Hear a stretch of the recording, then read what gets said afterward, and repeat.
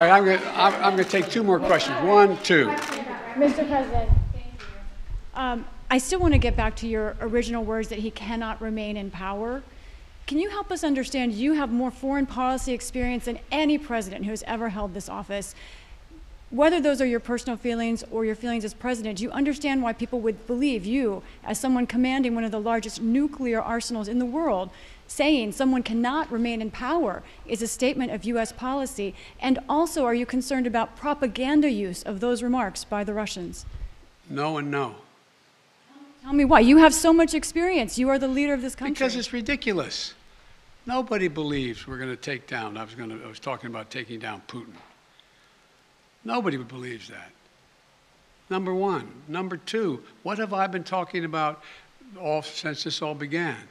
The only war that's worse than one intended is one that's unintended. The last thing I want to do is engage in a land war or a nuclear war with Russia. That's not part of it. I was expressing my outrage at the behavior of this man. It's outrageous. It's outrageous. And it's more an aspiration than anything. He shouldn't be in power. There's no, I mean, people like this shouldn't be ruling countries, but they do. The fact they do, but doesn't mean I can't express my outrage about it.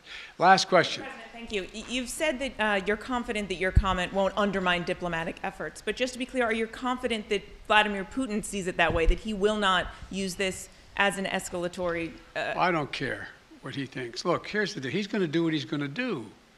Putin, look. But you're not concerned that he may see your language and view that as a sign of a reason for escalation, use that as an excuse to escalate, given his recent behavior? Given his recent behavior, you should, excuse me, I shouldn't say that to you. Given his recent behavior, people should understand that he is going to do what he thinks he should do, period. He's not affected by anybody else, including, unfortunately, apparently his own advisors. This is a guy who goes to the beat of his own drummer. And the idea that he is going to do something outrageous because I called him for what he was and what he's doing, I think is just not rational. You didn't say whether you'd meet him again. Would you meet with President Putin ever again? It depends. No, it's not a question. The question is there something to meet on that would justify him being able to end this war and be able to rebuild Ukraine?